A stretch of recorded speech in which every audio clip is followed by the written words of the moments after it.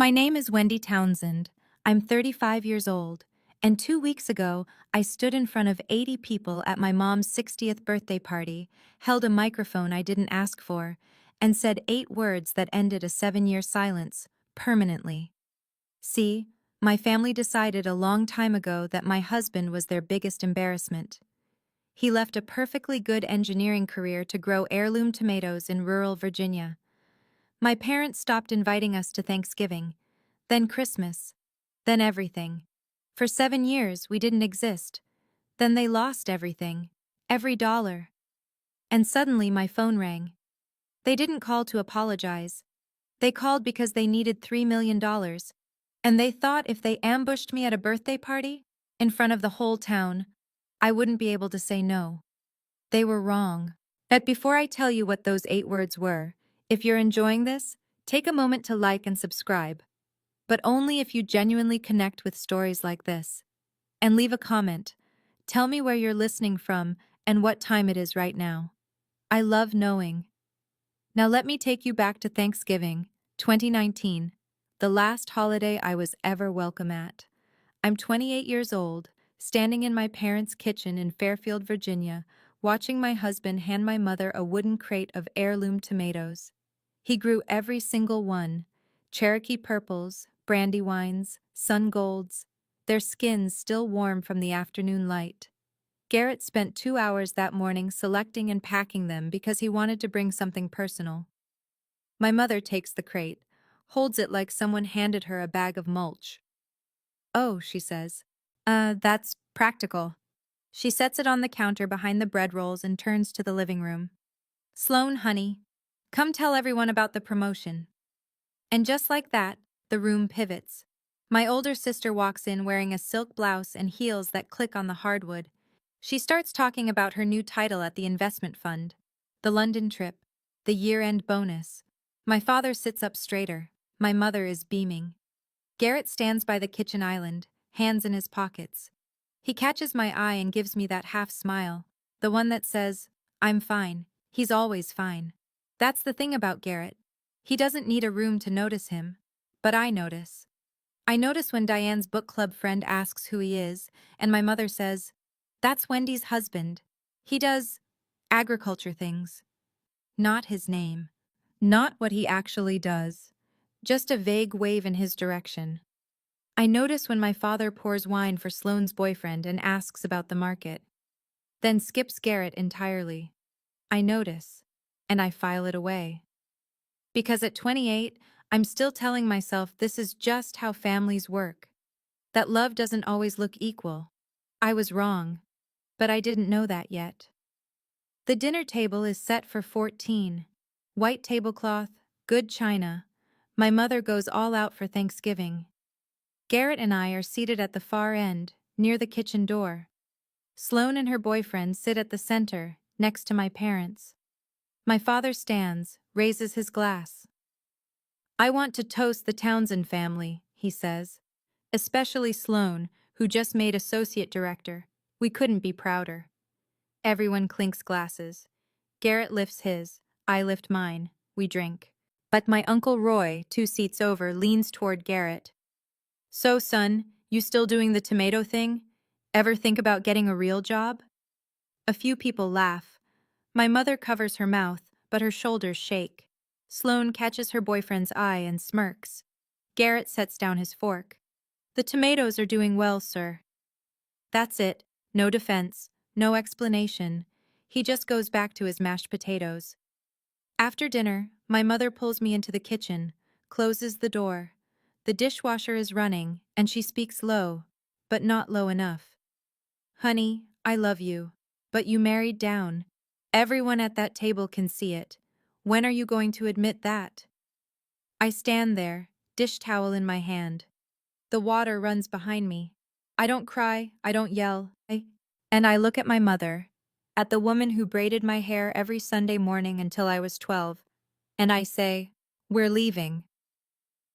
We drive 3 hours home in the dark. Garrett doesn't push. Somewhere past the county line, I say it out loud. "That was our last Thanksgiving there." He reaches over and holds my hand on the center console. He doesn't ask me to explain. 5 years pass. They pass the way hard years do. Slowly when you're living them. Fast when you look back. No Christmas calls. No birthday cards. No photos of Lily sent to grandparents who never once asked to see her. My mother's number sits silent in my phone, like a locked door I stopped knocking on. During those 5 years, Garrett and I build Townsend Harvest. 12 acres become 60. We hire our first employee, then our fifth, then our 15th. At the CSA, subscriptions start small, 20 families, and grow. Garrett develops a line of heirloom sauces that a regional distributor picks up. We buy a second delivery truck. None of this matters for now. I'm not telling you this to brag. I'm telling you because later, it will matter a lot. What matters right now is this.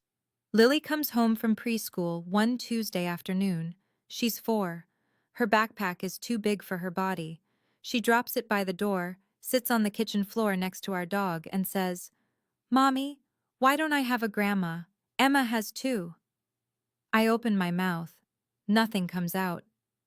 That night, after Lily's asleep, I sit in the bathroom with the door closed and cry so hard my ribs ache. Garrett hears me. Of course he hears me. He knocks once, then opens the door and sits down on the tile floor next to me. Doesn't say a word for a while, just sits. Then, "If you want to try again with them, I'll drive, but it has to be on your terms." I wipe my face. I don't even know what my terms would be. "That's okay," he says. "We'll figure it out." But we don't. Not yet.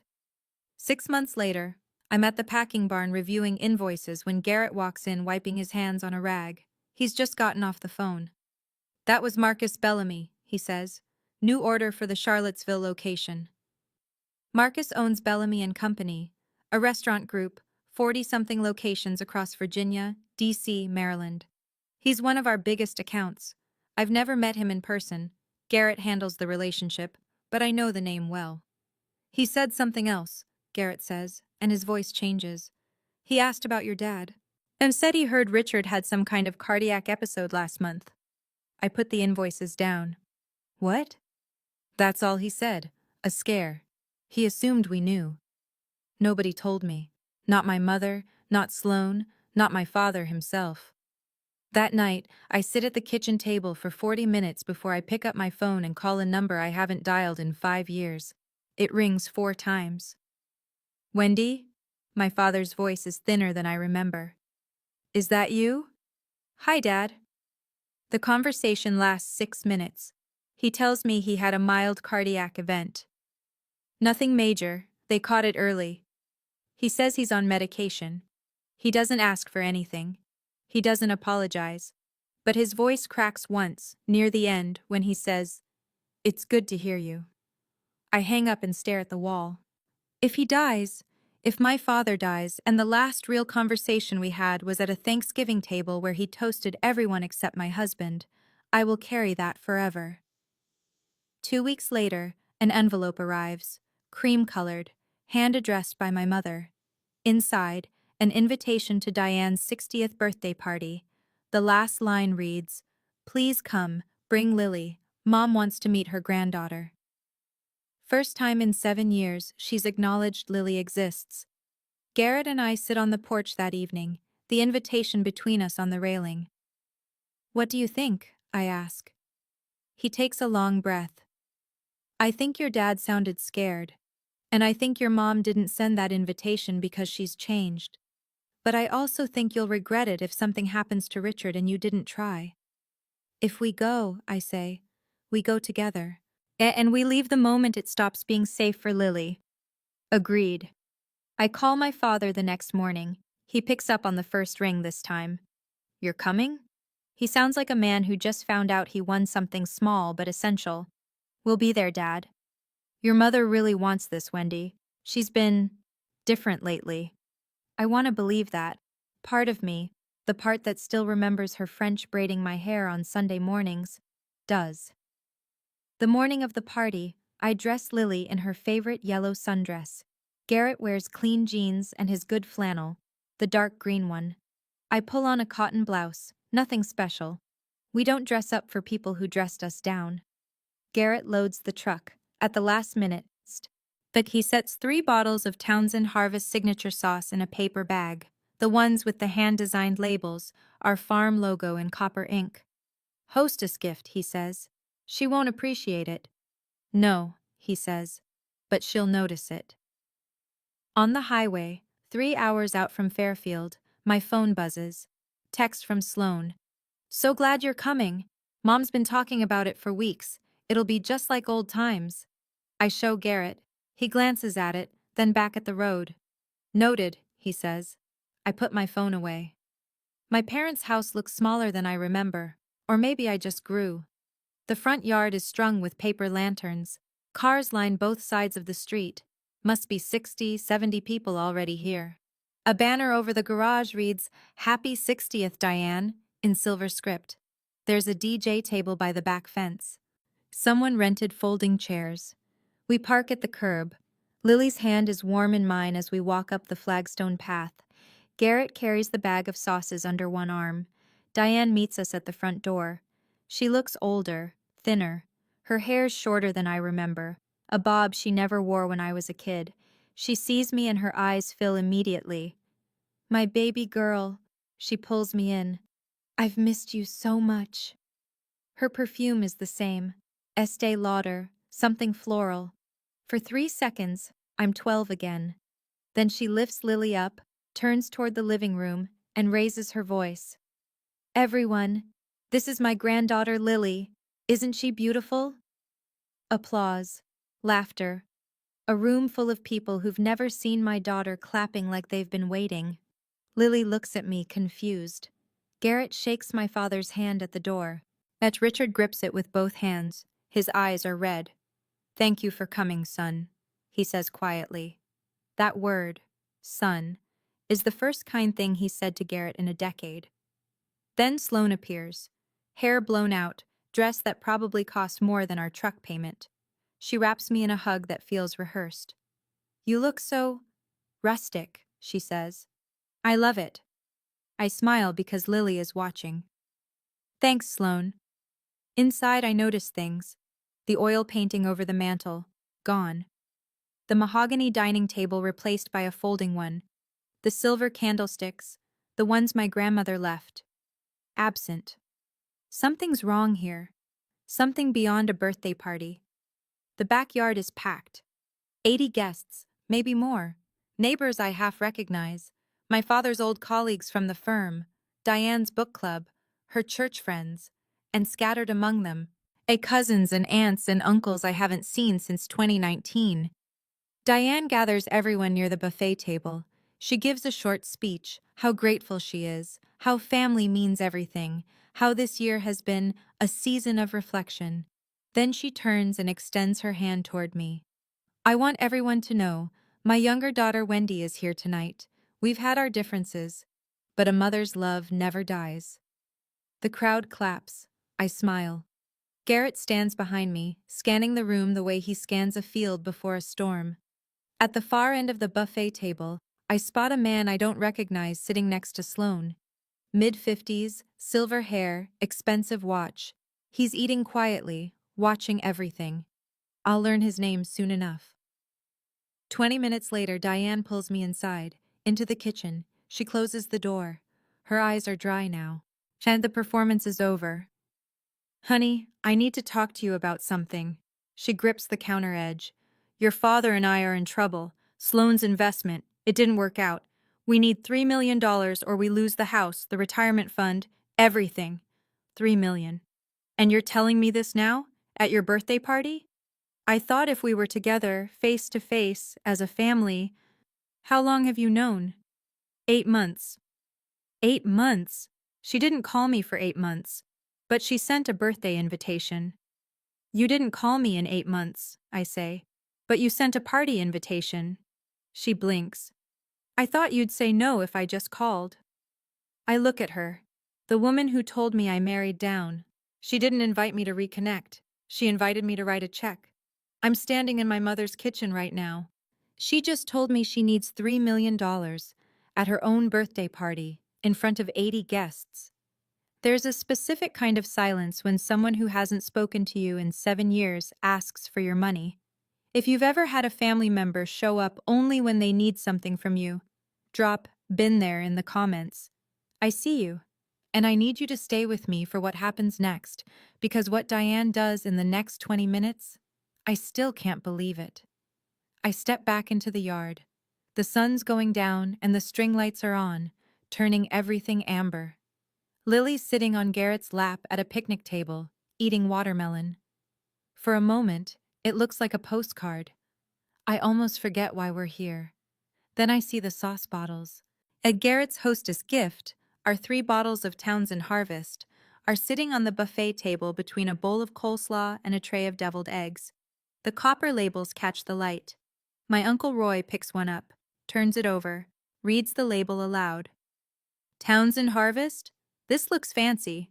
He glances at Garrett. Where'd you buy this? Garrett shifts Lily on his knee. We make it. That's our farm's brand. Roy snorts. Oh, so it's like a hobby sauce? Laughter, a couple of cousins, one of Diane's church friends. The comfortable laughter of people who've already decided what you are. Garrett doesn't flinch. Something like that, he says. He wipes watermelon juice off Lily's chin. But at the far table, the one closest to the fence, the silver-haired man I noticed earlier lifts his head. He's been listening. And he looks at the bottle in Roy's hand, then at Garrett. Something changes in his face. Recognition, maybe. He sets down his fork. He doesn't say anything. Not yet. I don't notice this. I'm too busy trying to keep my hands from shaking after what Diane just told me in the kitchen. But that man heard the name, Townsend Harvest, and he knows exactly what it means. His name is Marcus Bellamy. He owns 42 restaurants, and we're standing in the backyard of the woman who just called our company a little farm that's doing fine. The fuse is lit. Nobody in this yard knows it yet. I need air, or at least I need a room where nobody is performing. I step inside through the side door and head down the hallway toward the bathroom. The house is dim, everyone's out back, and I can hear my own footsteps on the carpet. Then I hear Sloane. She's in our old shared bedroom. The door is cracked 2 inches. She's on the phone, voice low but sharp. I stop. Yeah, she's here. Mom did the whole crying thing at the door. It's working. A pause. She laughs. I think she'll agree. She doesn't know it's 3 million yet. Mom just gave her the soft version. The real pitch comes after the cake.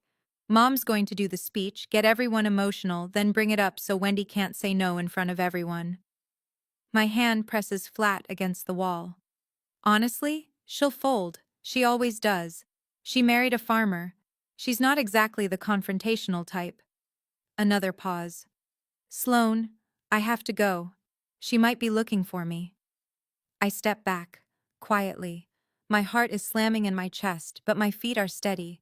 I make it to the bathroom, close the door, and press both palms flat on the sink. The birthday invitation. The mom wants to meet her granddaughter. The crying at the front door. The speech. All of it. Choreographed. I look at myself in the mirror. 35 years old. Mother of a 5-year-old. Wife of a man they call an embarrassment.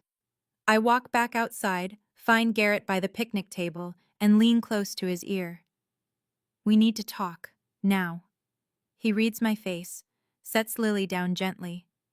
We step behind the garage. I tell him everything. His jaw tightens, but he doesn't interrupt. Do you want to leave? He asks.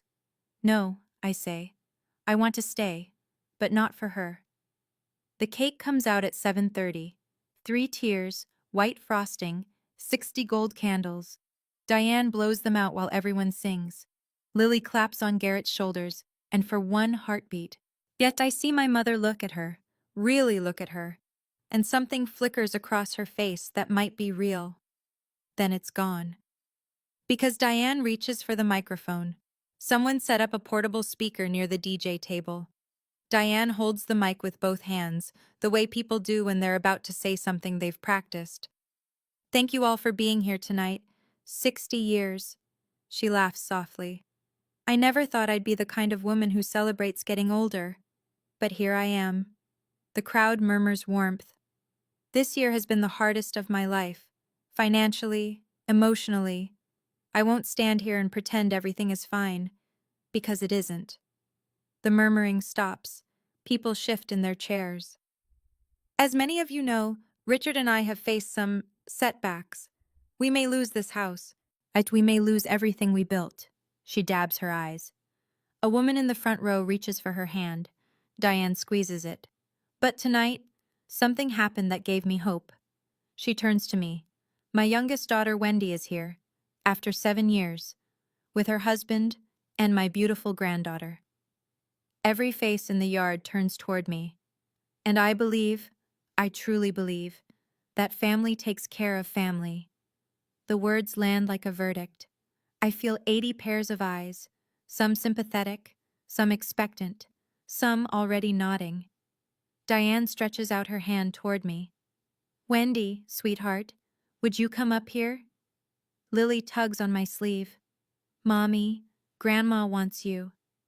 Garrett's hand finds the small of my back, steady, waiting. I stand up. I walk toward my mother.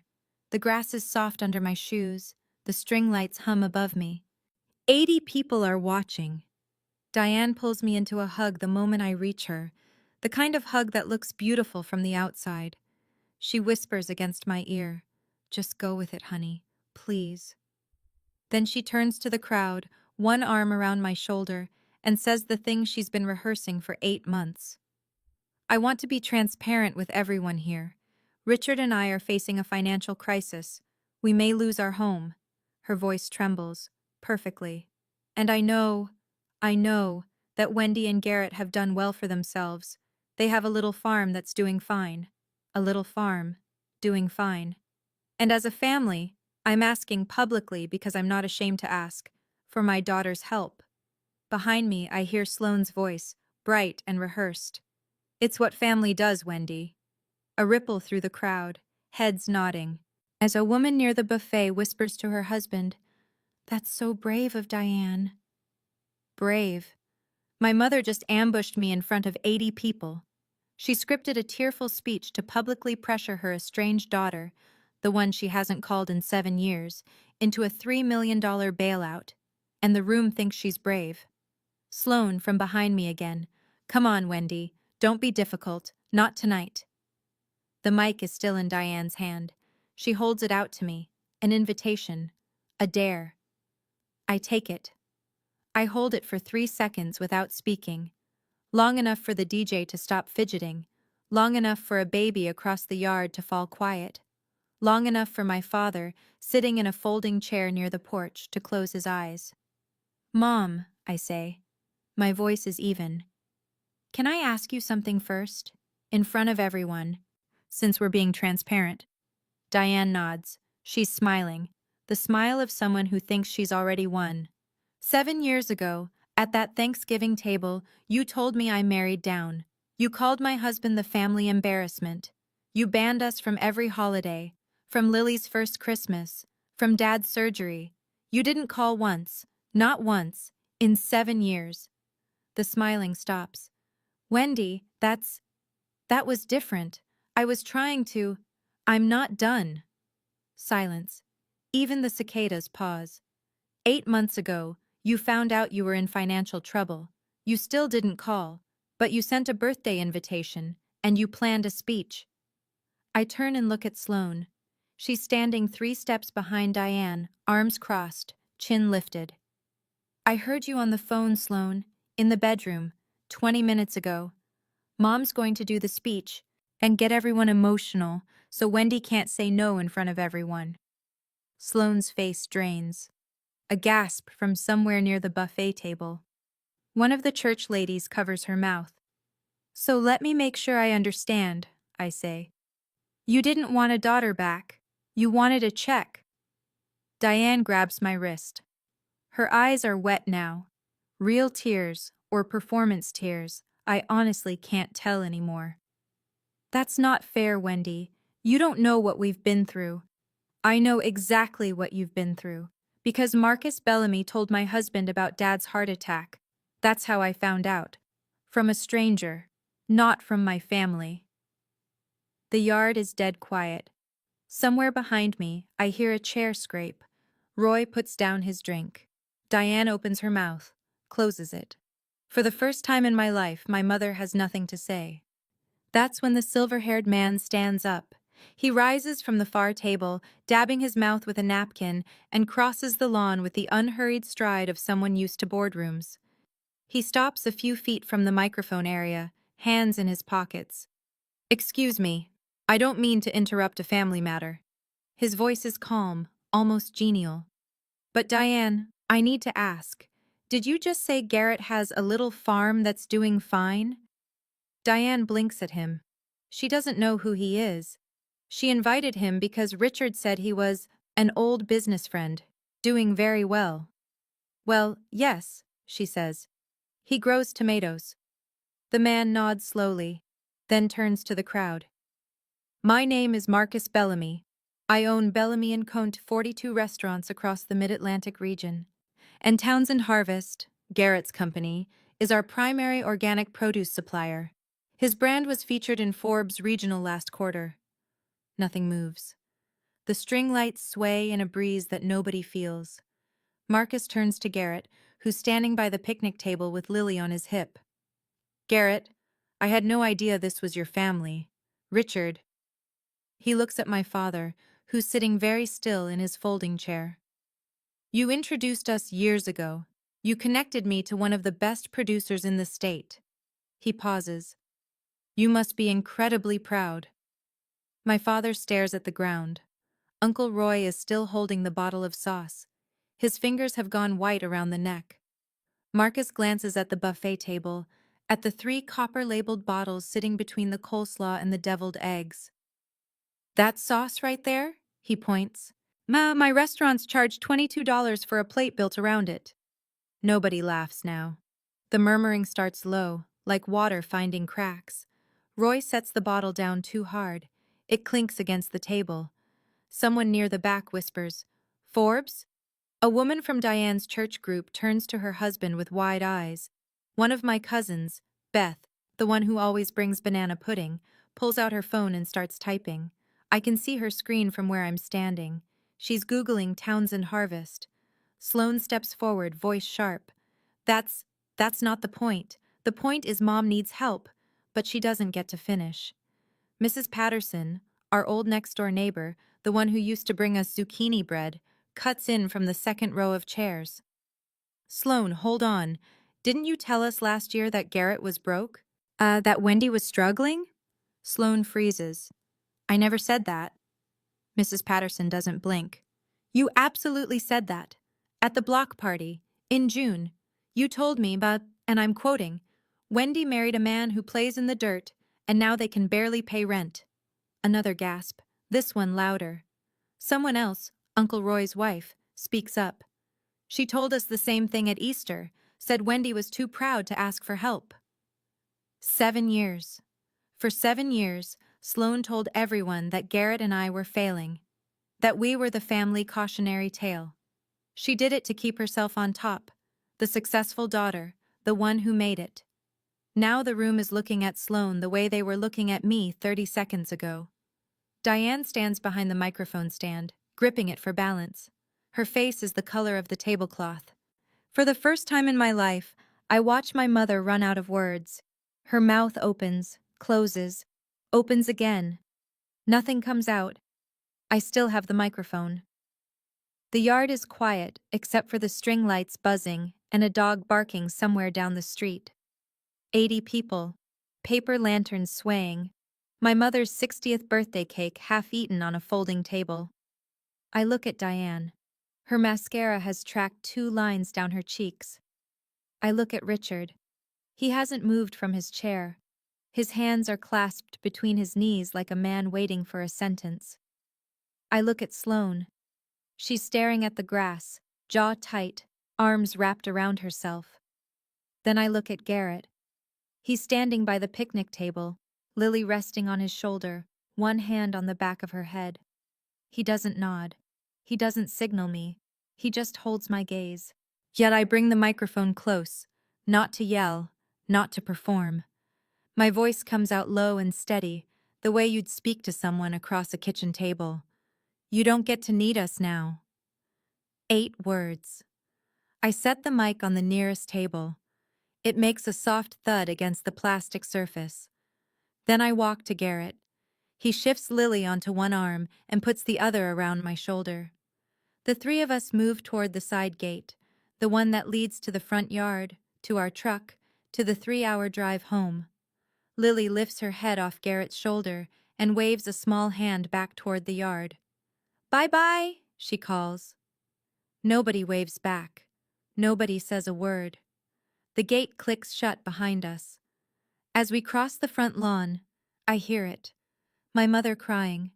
That high, thin sound she makes when she's lost control of a room. I keep walking.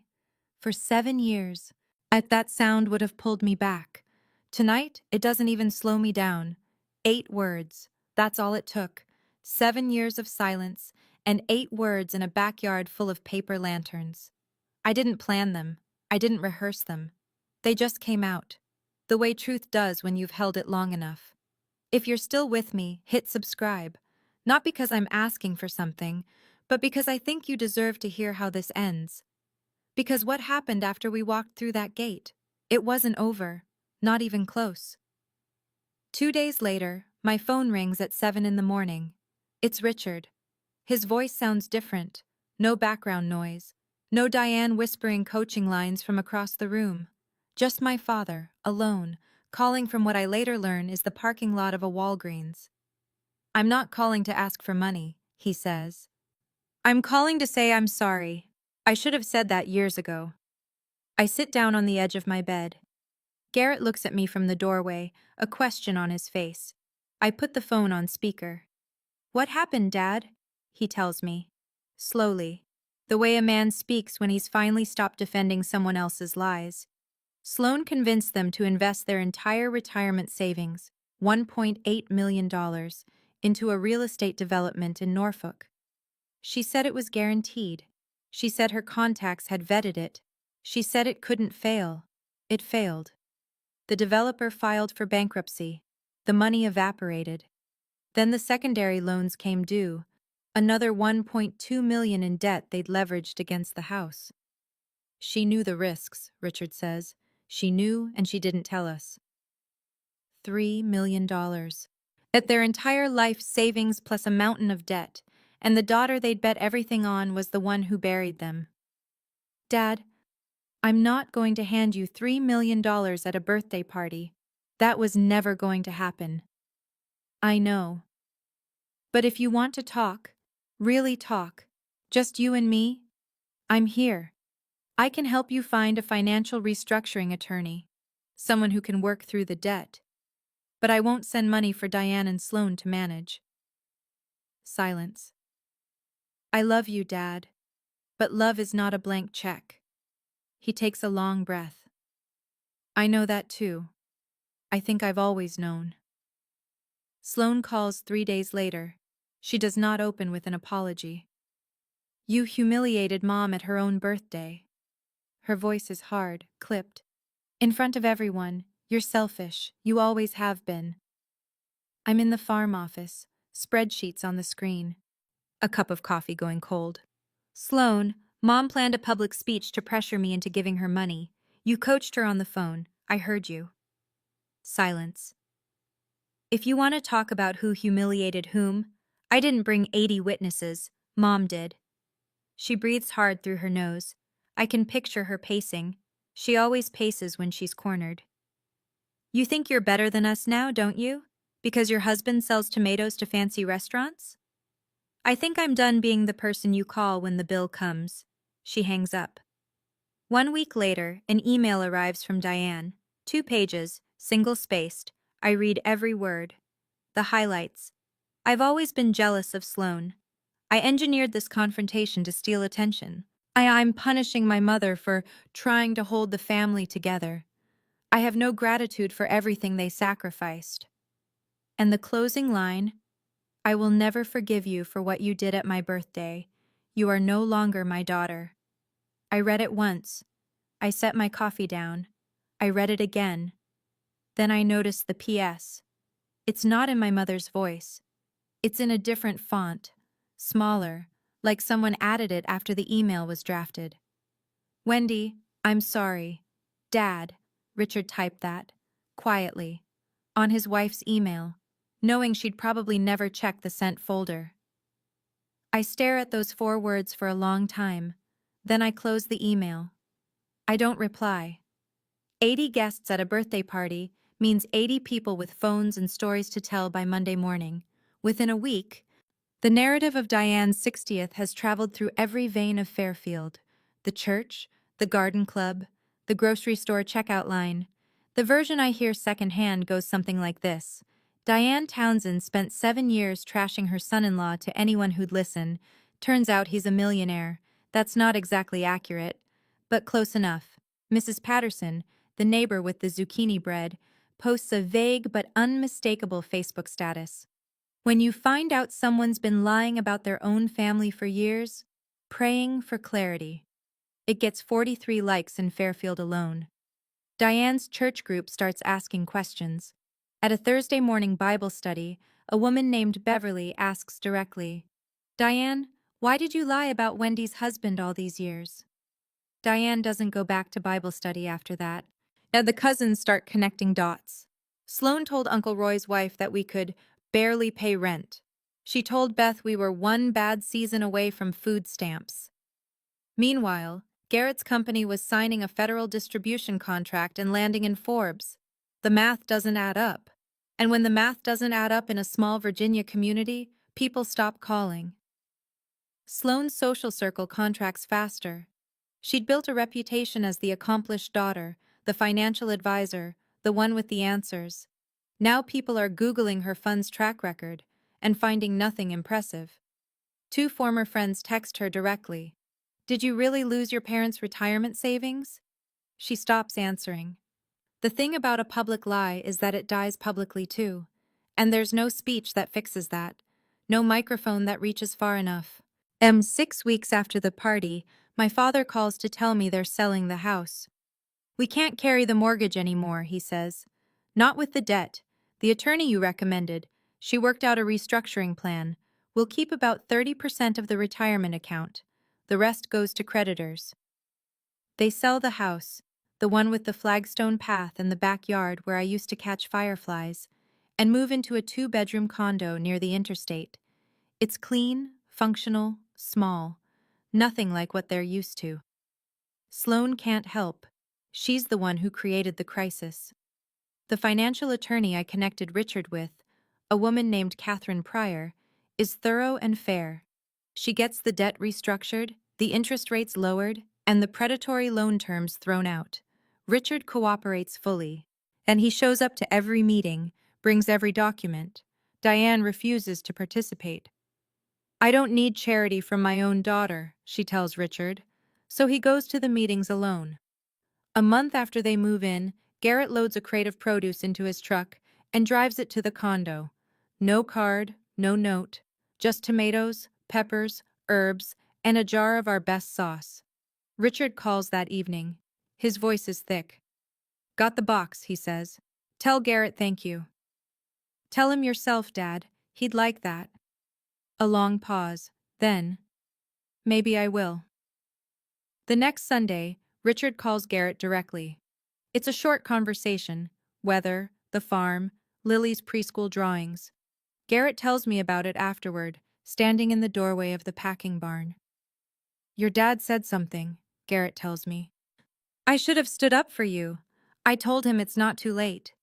I look at my husband, at the man they called an embarrassment. Is it? I ask. For your dad? I think so. Yeah. Marcus Bellamy calls the following week. He wants to expand our contract. After that party, he says, I did some thinking. I've known a lot of growers, Garrett, but I've never met one whose own family didn't know what he'd built. That tells me you weren't building for applause. You were building because it's who you are. He pauses. I want Townsend Harvest in all 42 locations, full produce line, including the sauces, year-round contract.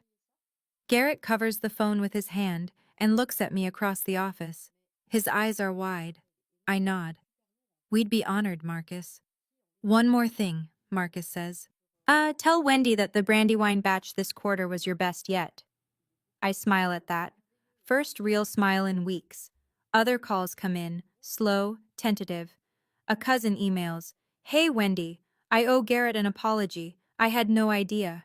I respond, "Thank you. We appreciate that." Polite, not warm, not cold, just honest. Uncle Roy's wife sends a card to the farm. Inside she writes, "I repeated things I shouldn't have believed. I'm sorry."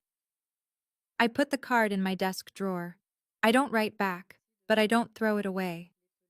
Our social media following ticks up.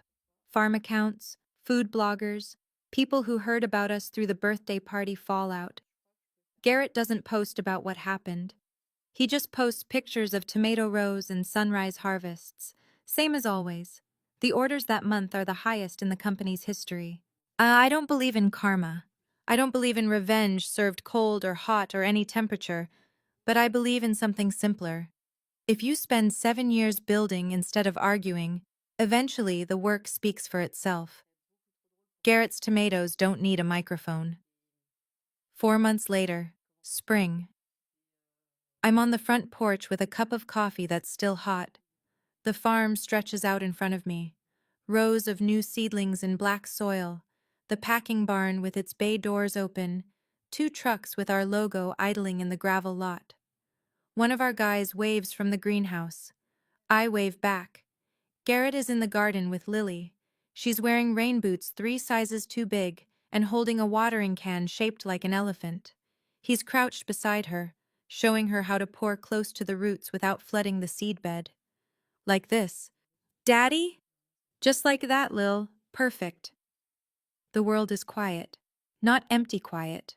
Full quiet. The kind of silence that comes after a long storm. Here's what I know now. Diane hasn't called. She may never call. Sloane moved to Raleigh, took a junior position at a real estate office. She deleted her social media.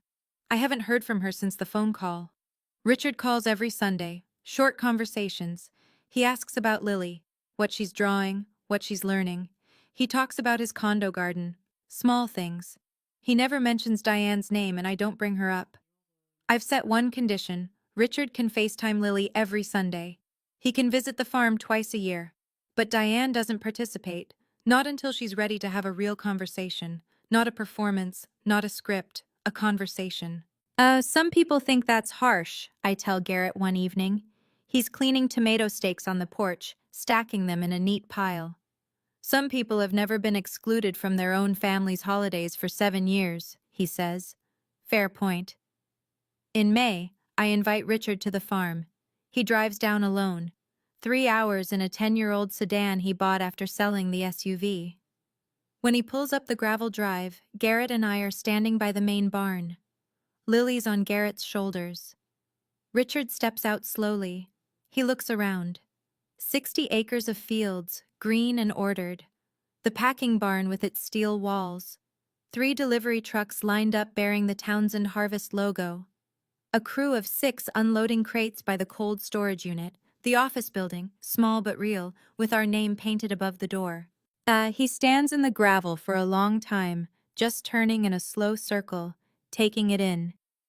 "I didn't know," he says finally. His voice is hoarse.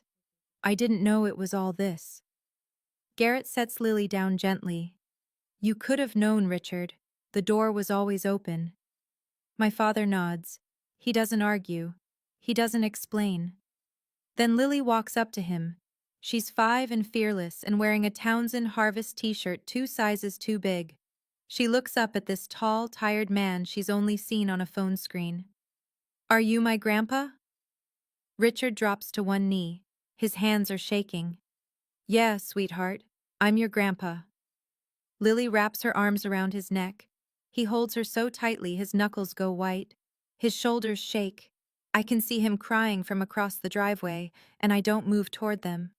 This is their moment, not mine. Garrett comes and stands beside me. His hand finds mine. We watch my father hold his granddaughter for the first time in a field full of tomato plants. He wasted 7 years listening to the wrong voice. But here, in this moment, I see him hearing the right one. I didn't cut my family off because I'm angry. I set a boundary because I learned something that took me 35 years to understand. You can love someone and still refuse to be humiliated by them. My husband was never the family embarrassment. He was the family they couldn't understand. And instead of trying, instead of driving down here, instead of picking up a phone, instead of tasting the tomatoes he packed with his own hands, they mocked what they didn't recognize. My mother hasn't called. She may never call. And then here's the part that surprises even me. I'm at peace with that. I spent years thinking something was wrong with me, that I married the wrong person, that I chose the wrong life, that if I'd just picked a man in a suit with a corner office, my mother would have kept braiding my hair on Sundays. But that's not how love works. Love doesn't come with conditions printed on the back. And the people who put them there aren't protecting you. They're controlling you. 8 words, that's all it took. Not because the words were powerful, but because 7 years of silence made them the only words I needed. If Diane ever calls, not to perform, not to script a reunion, but to actually say, I was wrong, I'll pick up. The line is open, the door isn't locked. But I'm done knocking on it. Until then, I'll be here, on this porch. Watching my husband teach my daughter that growing things from the dirt is not something to be ashamed of. It's something to be proud of. We grow tomatoes, and we're doing just fine. So that's my story. 8 words, 7 years, and one birthday party that changed everything. If this hit home for you, if you've ever been the one your family underestimated, I want you to do one thing. Drop a comment. Tell me your 8 words. The thing you wish you'd said, or the thing you finally did say. And if you want more stories like this, there's a playlist in the description with stories just like mine. Hit subscribe. I'll see you in the next one. Thank you for staying until the end.